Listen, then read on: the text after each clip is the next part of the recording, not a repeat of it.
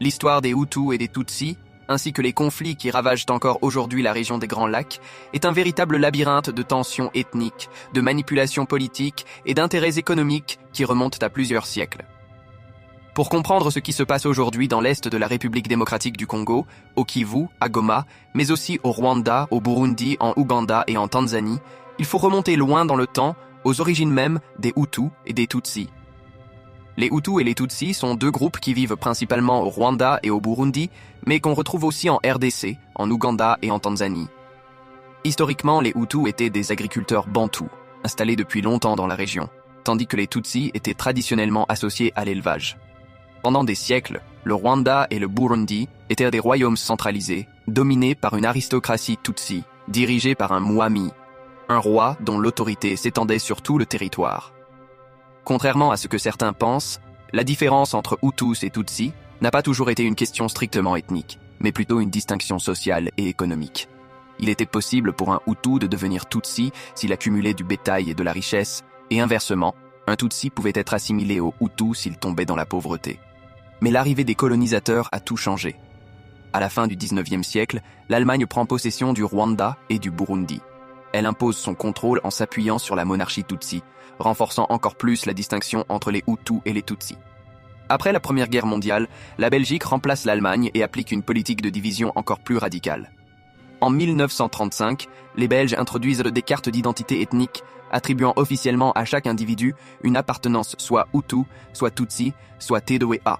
Cette catégorisation va créer un fossé profond entre les deux groupes.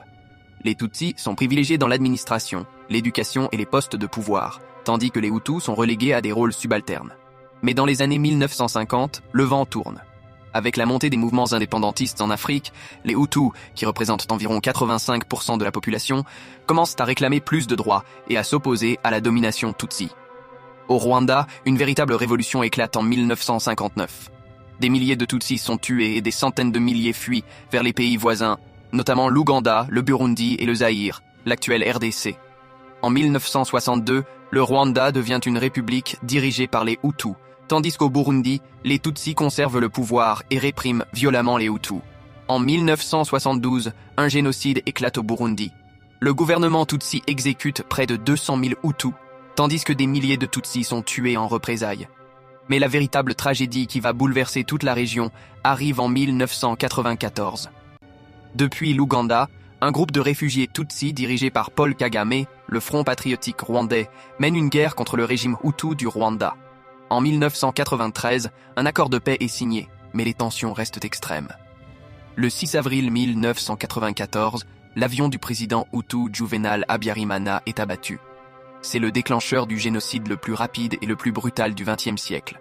En l'espace de 100 jours, entre 800 000 et 1 million de Tutsis et de Hutus modérés sont massacrés par les milices Interahamwe et l'armée rwandaise. Le FPR de Paul Kagame prend finalement Kigali en juillet 1994, mettant fin au génocide, mais déclenchant un nouvel exode massif. 2 millions de Hutus fuient au Zaïre, par crainte de représailles.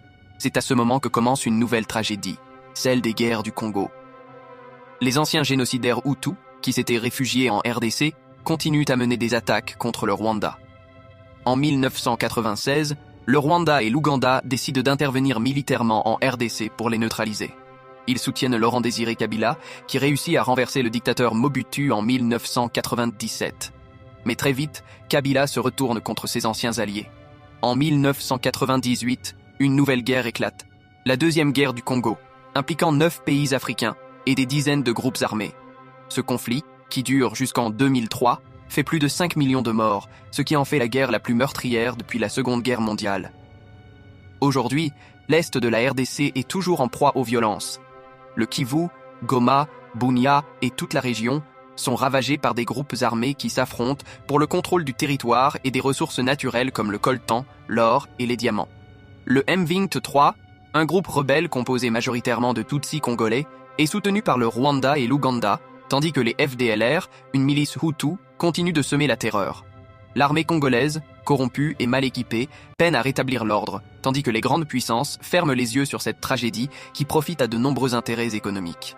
La crise des Grands Lacs est un enchevêtrement de conflits ethniques, politiques et économiques qui trouvent ses racines dans l'histoire coloniale et dans les manipulations des puissances étrangères. Ce qui se passe aujourd'hui dans l'est de la RDC est la conséquence directe de décennies de violence, de génocide et d'interventions étrangères. Tant que les véritables causes du conflit ne seront pas traitées, tant que les ressources naturelles continueront à alimenter la guerre, tant que les tensions ethniques seront manipulées pour le pouvoir, la région restera un champ de bataille où les populations civiles paient le prix fort.